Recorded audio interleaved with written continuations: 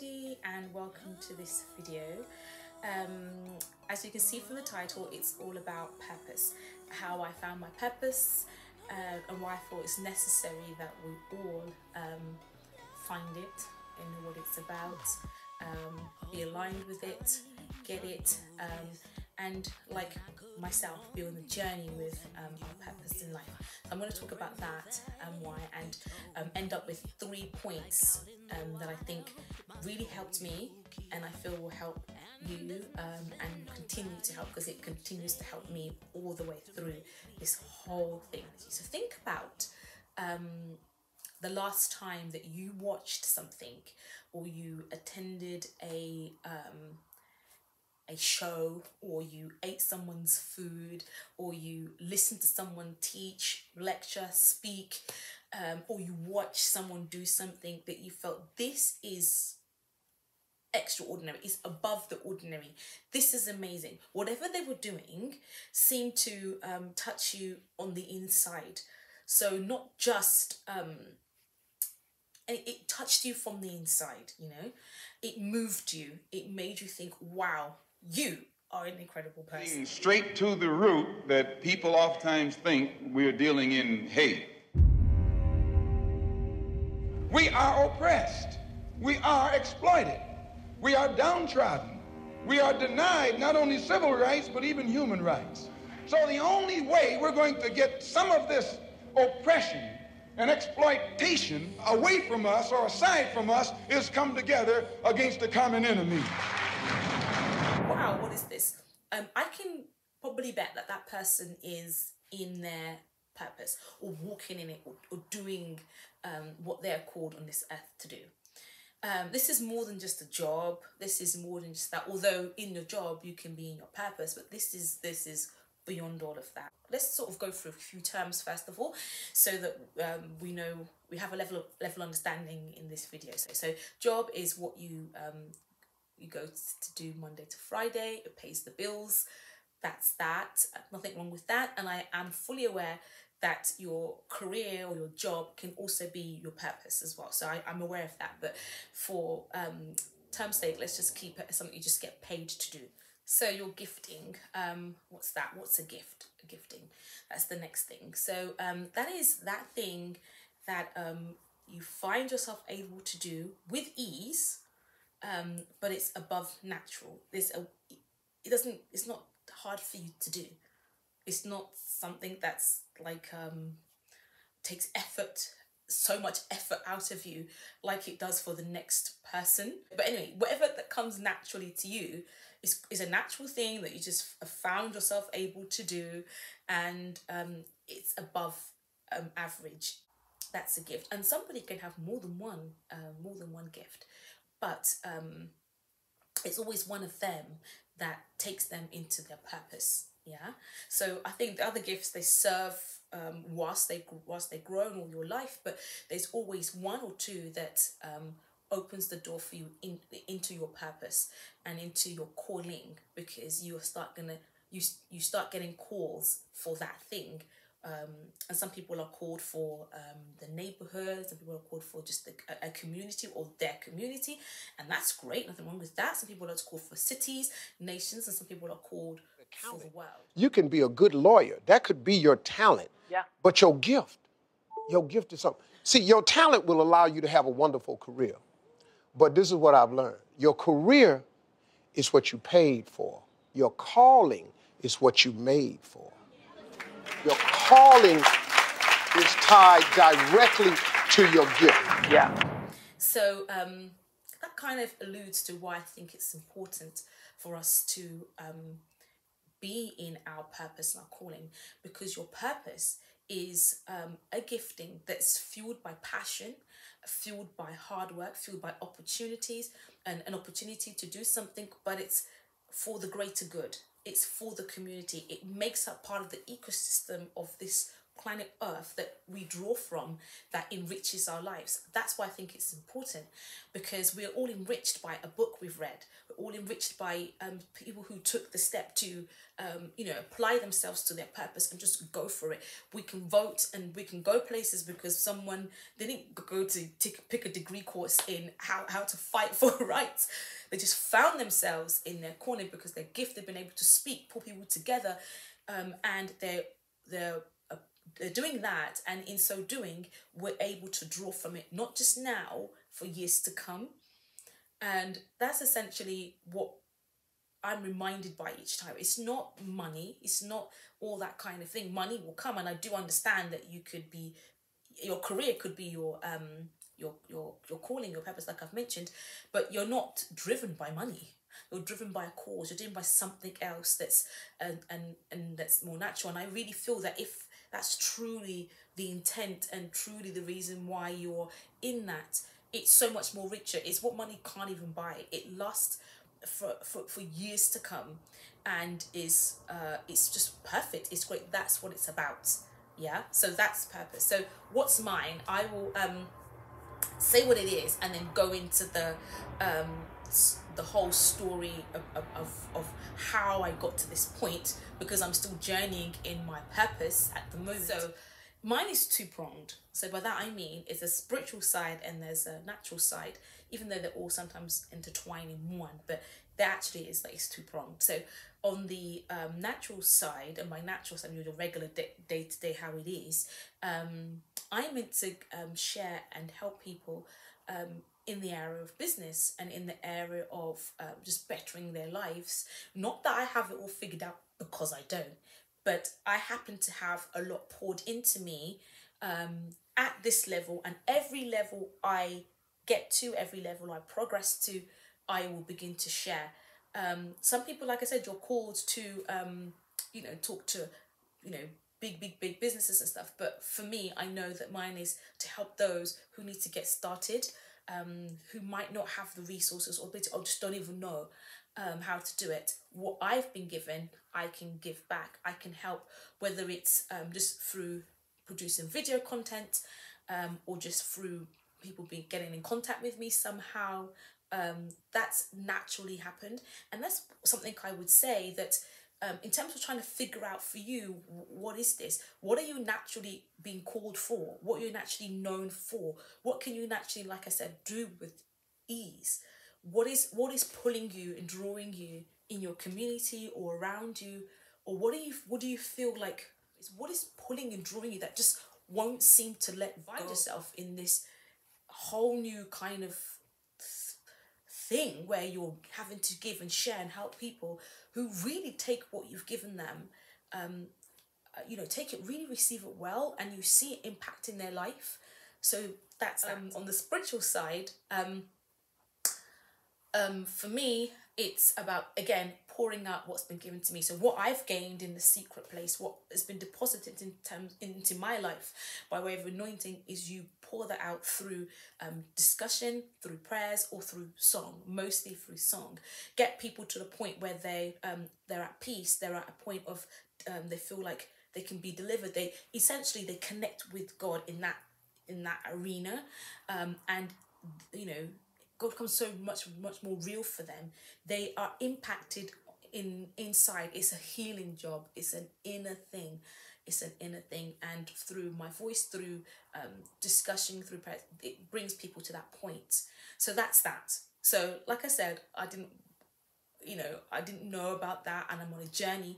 But let's talk about how I figured that out, and how I'm figuring that out, and how I operate in those areas of my life. Okay. My talent is I'm funny. That's my talent. But it's also closely tied to my gift. Now, it took me a minute to learn. I'm gifted at humor. I can make anything funny. But I've learned that my actual gift is I can take information, transpose it immediately, and it comes out into humor. But I can take information, transpose it immediately, and come out in motivation. I can take information, transpose it immediately, and it comes out in inspiration. I can take information, transpose it immediately, and it come out in uplift. So my real gift, I thought it was just funny. But God didn't make me this just to be funny. He made me this for a calling, for a purpose that he needed to make me famous, to get me known enough so I could sit here with a person like Oprah Winfrey and have no shame in telling everybody it's him. Have no shame in saying this is how it's done. Let's scroll back now to when Mary was a child. So when I was a little child, like most children, I just probably not like most children. I wanted to be a parrot. I just thought, hold on a second, Mary, not many children, do what I did. What's actually funny is my friends who I used to work with, they actually gifted me this, which is a really lovely Thomas Sabo bracelet with a parrot at the end, just to remind me every time you want to be a parrot. That's funny, but yeah, I did, because I thought parrots could fly. They're full of colours and, cartoons. They dash about everywhere. They slide about here. They're different places. I used to read Beano and Asterix and Tintin and all those kind of, and I loved them as a child, and and I wanted to be one. But obviously, as I matured into primary school, I realised that actually there's something else that I'm gifted at, that I think that's the first time I realised what a gift was. So that was athletics, running. So I'm talking about in primary school, as a really young child, I used to just always win the races, and they say yay, and just win the race and just dash about everywhere. And it was a teacher that kind of identified that actually you actually can really run fast, and it wasn't a nice kind of wow way. It was actually in school we had to watch once a week or whatever it was, something called Through the Dragon's Eye. So one day we was watching Through the Dragon's Eye, and I actually really needed to go to the toilet. So I asked my teacher if I can go to the toilet. She goes, yeah, you go. So I ran there and I ran back, and then she called me to the side and she went, did you really go to the toilet? And I said, yeah. And she said, okay. And as I'm saying this, I remember this actually happened to my sister as well. So this teacher asked me, she went, did you go to the teacher's room? What does it call again? Where the teachers meet, yeah? She went, did you go in there to take the biscuits? I was like, what? No. The biscuits? I don't even think teachers even ate biscuits. I don't even know, but I was like, no, I didn't eat the biscuits. And then she asked me if I went to the cloakroom. Did I go to the cloak? What did I get from the cloakroom? I was thinking, what? I didn't do anything. I just ran. And she made me do it again. So I ran to the toilet and I ran back. And she went, okay. I was beginning to know that actually you can run fast. And we had a teacher called Miss Robinson, I think her name was. And she came to my home and said, she wasn't the one who accused me of eating biscuits or whatever, but she told my parents that you need to send them to, athletics club. And she took my brother and she took us to the athletics club. She obviously took us. My parents let take us, and it wasn't during school time. It was after school. It was either on a weekend or after school. She took us there. My parents allowed her to take us, which was really fun. And for the first time, I felt, so you can really run for life, for real. This is really real. And my teacher used to always say, you guys, you can do it. Yeah, you can run and you can be an athlete and you can do that. I didn't even know what that was. And I remember them telling, I actually remember them telling my dad, and he was going, oh really, wow, really, like that. They go, yeah, they can do it, and they can do really, really good, and they can make it a career and stuff like that. But I remember at that club thinking, this is great, because all I used to do in the house was known for stop running in the house, stop running, doing some game, whatever it was. And I ran through the glass. My brother came flying after me, and the glass just shattered. My mum was going, what's going on here? What happened? We had to explain that, sorry, my mum's Nigerian, by the way. She's Shakiri lady.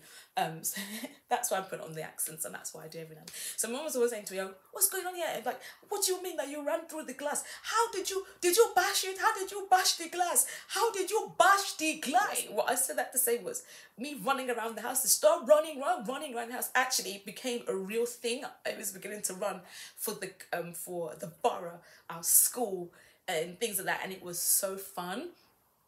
And I had another teacher in primary school, Miss Tree Wright, who also was great at spotting things that we could do. That was great. And she would put you forward for things that were outside of school. So I went on like Saturday Disney, or we sang in Westminster Abbey, took part. Parents can believe in you, your family friends can believe in you, but when somebody else does and knows what they're doing, that's the best thing. So the first point actually is about getting mentors and about getting a coach, about absorbing from those who have gone ahead or who know what to do. So a coach is different. A coach, someone will be there every step of the way. You see them mostly in sports, or business coaches really sort of digging in deep. You can do it. They're more day to day, you're working together and they're pushing you. It's more on them to get you to a desired goal. Mentorship is different. The onus is on you, the mentee, to take from them as much as possible and try and learn from them. So the mentor doesn't necessarily have to push you like a coach and get you to that desired goal, but they're aware of where you're trying to be, and they're like, I'm going to give you what I have. Go and read this book. Go and do this. They're not going to sit there reading it for you, chapter 1, chapter 2. They'll tell you, go and read this book, or go to that class, or think about that. Think about that.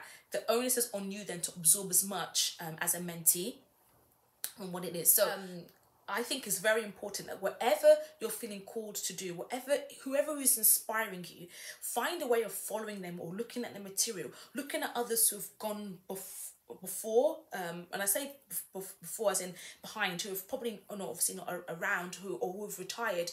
Go and get hold of their material. If you can't buy their books and you can't see anything in even especially books now, no one's reading books these days, like paper books. You can get loads in the charity shops, or loads secondhand, loads on eBay for like a penny or whatever it is. And even if you can't afford that, and you have YouTube, there's so much content on YouTube. Find what these people are about, what they're doing. If you can get to their masterclasses, get there. If you can book meetings with them, book it. If you can afford to do something, actually just go ahead and do it. But find who that person is, who I can say, okay, I can gain from that person, I can learn from that. Be discipled by that person. Stay under their teaching. Really sit there and gain and learn and take notes and ask them questions. Follow them on LinkedIn and things like that. Not stalk, follow them in socials and things like that, because they are most likely going to put out content or interviews and things. Just do that.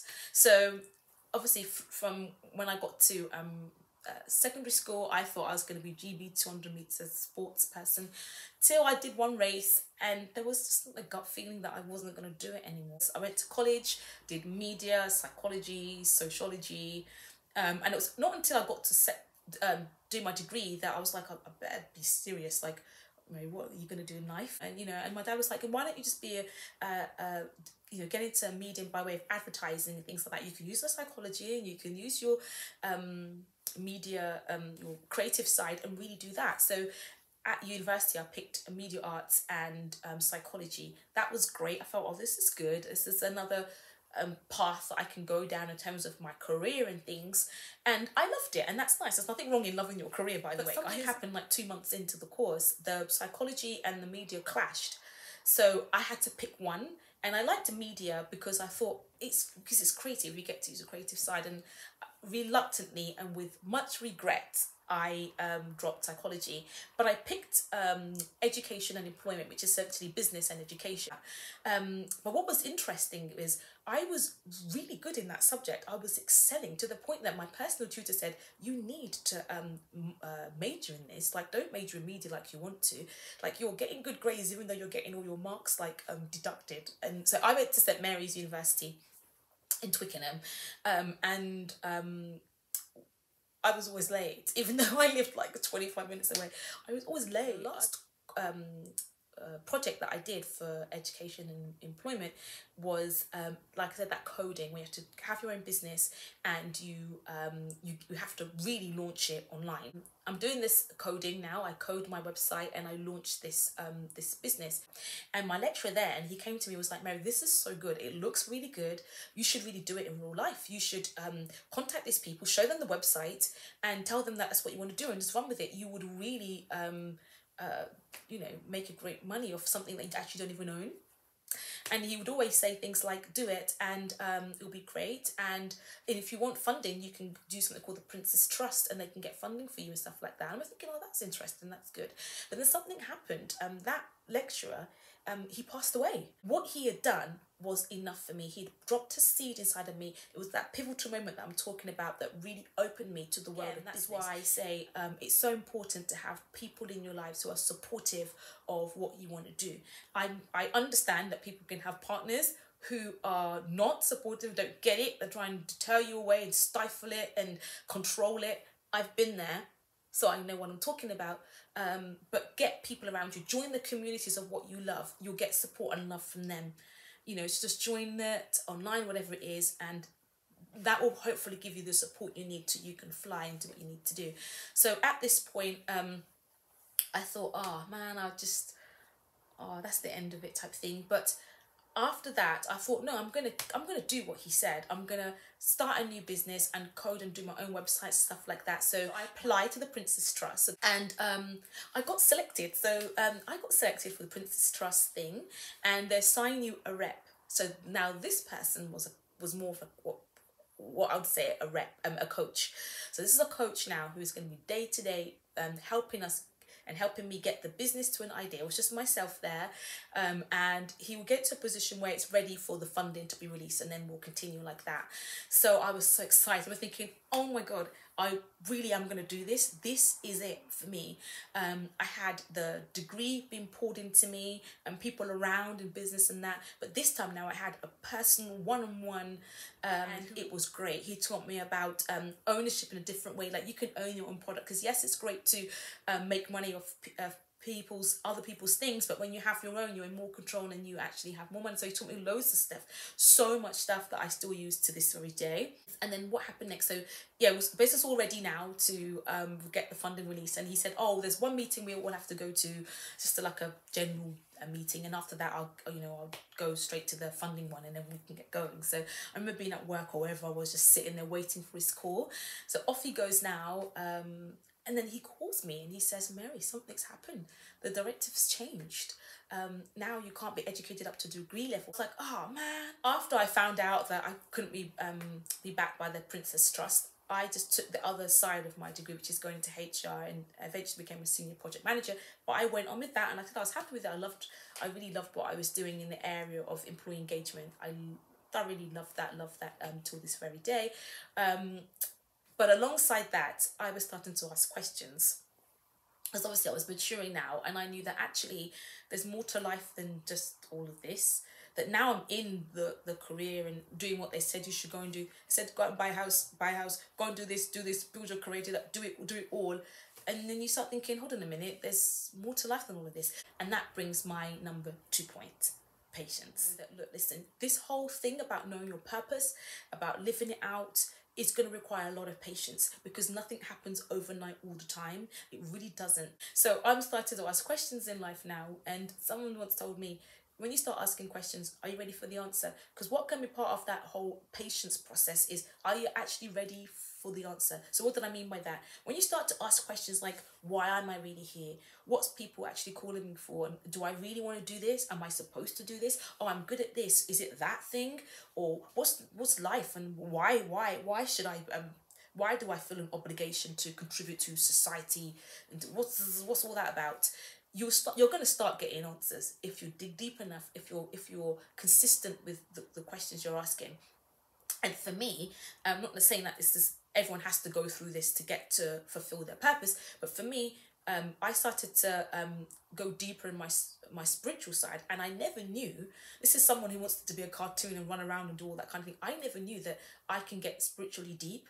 The more I was reading, the more I was becoming amazed, the more I was becoming drawn in to knowing more about God and overwhelmed by it all. And that leads me to my third point. And so my third point is investing in yourself. The best thing you can invest in is yourself. Yes, you can invest in property and things like that, but investing in yourself gives you wisdom to be able to attain different things. Investing in yourself through reading, through time away, not necessarily always going on holidays, but going on holidays to really chill out and to really spend time to learn and to study what you want to do. Actually go on like intentful holidays, investing in yourself, paying for certain things. If you've got no money, spending more time on YouTube, gaining everything, reading.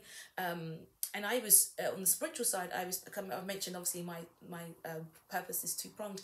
I was beginning to really study more. And the more I studied, I felt it informed what I was also starting to do within my church organisation, which is doing the singing. I found that I've done clubs and things before, which I'll mention in a second, but this one was really different. It was touching people's lives. It was healing. It was bringing about healing. It was kick-starting things off. It was really changing the atmosphere. And I'm not the only one. There's many people who do what I do. So I was finding that. And the questions that I had, I found other people had those answers, but other people had the same questions, and I had the answers to those questions, as I was able to share it with them. Like I said, with the singing, I started singing in the church, but that was again just because I felt moved by what I was. I also did obviously try my hand in singing as well, but this was pulling me. This was pulling me, and still does to this day.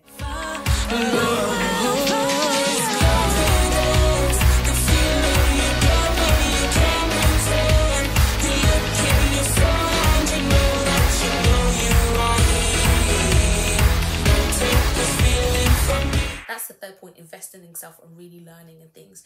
And the central thing is I struggled with all this, I really, really did. I just know what it takes. With purpose, it's not just something you just find yourself doing and magically be able to kind of do it. It's going to require a lot from you, especially the spiritual side. The anointing costs, because it costs you having to deny yourself from a lot of things. Your lifestyle changes, and even with business, when everyone's out doing all sorts of things, you have to be about your grind and things, and that's hard sometimes. And I struggled with it all. I was like, oh, what? So am I going to become a nun? Like some sort of, where's this all going? And I didn't like it. And plus, I'm not the kind of person who likes actually being in the forefront of things. I don't actually like having attention on me. I actually really, really don't. That's why nobody in school probably knew any of all of this business, because I actually don't like being in shining and all that. But what gets me to do these things, and what I was struggling with, is the cause. The fact that it touches people's lives. It's more than that. All these affirmations, and it's not going to get me to do nothing. It's not going to get me to stand up and be singing. In fact, I've tried to hide. What pulls me is the cause. What is affecting people's lives. So, for example, I've been to different parts of the world to do singing and things like that. But on the spiritual side, there was a time when I started just singing on the streets, like singing in Manchester, Piccadilly Gardens, or wherever that was, and not just by myself, just with other people who are about the community. This is about touching people's lives now through music, and I would see the people who were drug addicts, with the purest reactions, like dancing and just saying, oh, you touched my life, I love this. And you hear people's stories that, this communities, when you look at it, it's so sad. There's so many broken people around that need what you have. People will tell me about how they were abused, when that's why they're like that, or how they got to that state. Without you even asking them, they will tell you. And it gives you a chance to be able to sing into life, or also say a prayer and they go off with hope and change. And I've seen that whole full circle thing before. So that's what drives me. I know it seems like a struggle thing, but what you get back, like I said, money can't buy. After I've done a talk or I've helped somebody, what it does to them, it enriches my life. It's so giving and so rewarding. That's why I say it's worth more than money. And yes, money comes, but I didn't start with that to kind of push you about money. There is a time when it will come full circle where you will be paid for what you're doing. But up until that point, you're driven by other things, something a bit more than that anyway. Wish you all the best. I'm still on my journey, but take that chance today. Do it, and you will just be so blessed in return.